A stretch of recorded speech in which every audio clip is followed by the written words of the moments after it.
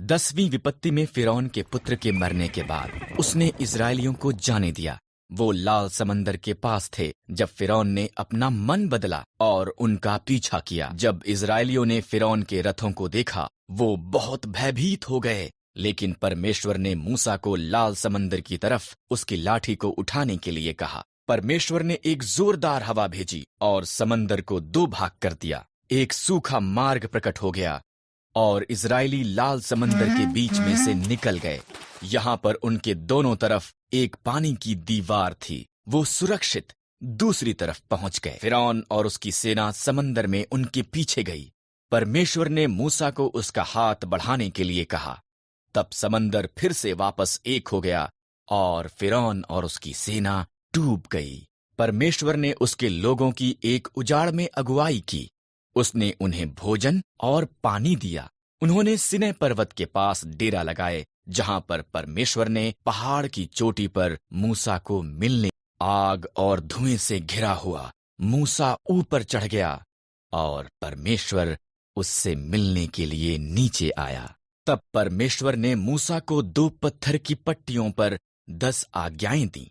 अन्य देवताओं की आराधना मत करना, मूर्तियां मत बनाना, आदर के साथ मेरा नाम लेना, विश्राम दिन को एक विशेष दिन करके मनाना, अपने माता पिता का आदर करना, कत्ल मत करना, अपने पति या पत्नी से वफादार रहना, चोरी मत करना, लोगों से या जो उनके पास है उससे ईर्ष्या मत करना। अब लोग जानते थे कि कैसे परमेश्वर की आज्ञा का पालन कर। मूसा ने 12 भेदिए को वायदे किए देश में भेजा। उनमें से 10 ने कहा, हम वहां के लोगों को कभी भी हरा नहीं सकते। पर यहोशू और कालेब ने कहा, परमेश्वर की सहायता के साथ हम इसे कर सकते हैं। डरे हुए लोगों ने 10 भेदियों की बात पर विश्वास किया। परमेश्वर ने कहा, यहोशू और कालेब के साथ केवल तुम्हारी संतान ही वादा किए देश में प्रवेश करेगी। इस तरह उजाड़ में 40 साल के बाद अब ये समय था।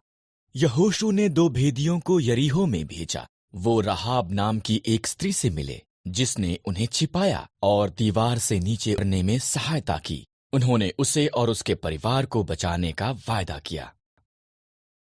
पार की। पहले याजक वाचा का संदूक उठाए आगे गए। जब उनके पांव ने नदी को स्पर्श किया, तब उसने कोई सूखी भूमि से होकर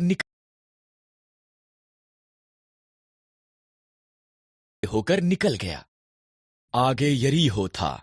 परमेश्वर ने यहोशू से 6 दिन तक यरीहो के चारों तरफ दिन में 1 बार घूमना, तब 7वें दिन 7 बार चक्कर लगाना, नरसिंहों को फूंकना, जय जयकार करना, दीवार नीचे गिर जाएगी। यहोशू ने परमेश्वर पर भरोसा किया। जैसा प्रभु ने वैसा ही किया। दीवारें गिर गए। उन्होंने शहर को कब्जे में ले लिया। राहाब बच गई। परमेश्वर के लोगों ने वादा की हुई भूमि को कब्जे में लेना आरंभ किया।